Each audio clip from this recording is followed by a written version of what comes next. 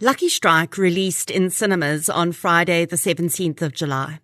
Inspired by true events, Lucky Strike tells the story of one soldier trapped behind enemy lines during the last major German offensive during World War II, what will become known as the Battle of the Bulge. Armed only with his Motorola SCR 300 radio, a new technology only battle-ready near the end of the war, he must use his wits and spycraft to thwart the advancing Nazi Panzer Army and find his way back home. I am a real sucker for a movie based on a true story. I always find it fascinating to see how directors and producers and screenwriters adapt reality to the big screen. And really, I found that if a true story is interesting enough to make it to the big screen, it's usually interesting enough that it doesn't actually need to be changed all that much to create a successful film. Sometimes small details need to be tweaked to make the ending more satisfying, or there are details that are left out because it's a limited time form of creation. But for the most part, the movies I've seen at least match up quite well with the real story when I start to do my digging, which I can't seem to stop myself from doing. The story in Lucky Strike came from producer Mark Friedman. He grew up in France, and as a high school project, he was asked to write a report about the Second World War. He set out to interview a bunch of veterans who'd survived, and one man told him the story of the soldier who had survived using a Motorola radio that had really just been released during the war. The story stuck with Mark for almost 50 years, and eventually he started to have a script crafted around it. World War II's Battle of the Bulge began in December 1944 in the forests of Belgium, and it sent the German army into retreat, but at the cost of tens of thousands of US casualties.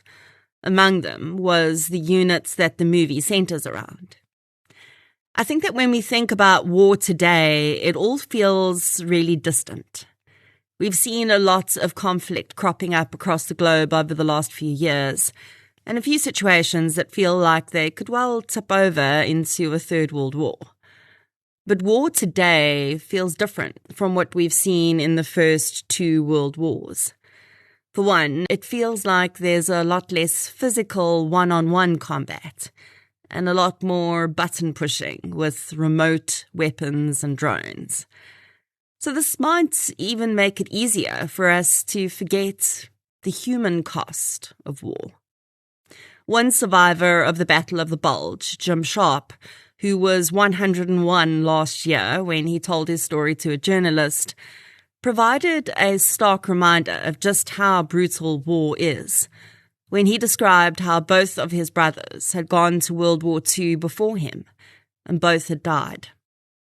Often these soldiers' bodies were never returned home, and their families, like his did, would just receive a notice telling them that their son, husband, or brother had died.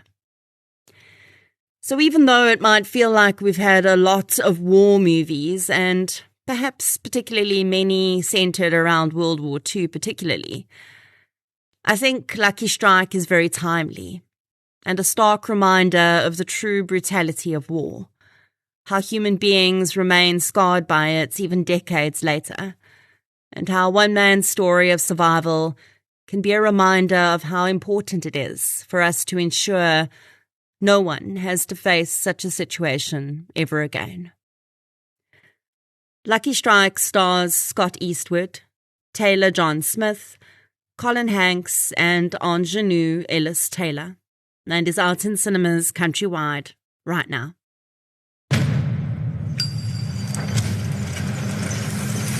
German counteroffensive has been going on for 3 days. We need you to block that road this morning. Yes, sir. Yes, sir. Let's go. Come on, come on.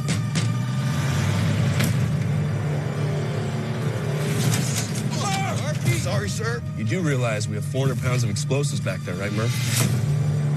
It's the 1st SS Panzer Division coming down that road. You boys have never fought anything like them. Reminiscing about the beaches of Puerto Rico, Ram? From the Upper West Side, Miller. I take a New York winter over.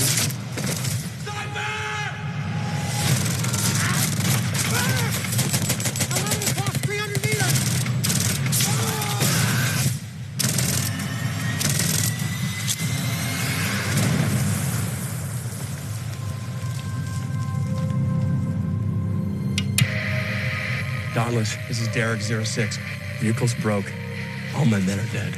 Roger, Derek. We cannot get to you. We need to get to Rally Point Elsenborn. That's too big of a hike. Got the SS crawling all over me. Godspeed to you, Captain. When it comes to the SS, there are no rules.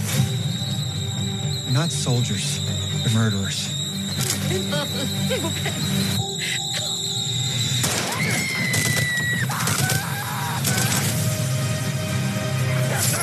Who are you? American. They warned us about turncoats and spies. Keep your radio battery alive. It's your lifeline now. That was the sturdiest radio in the war.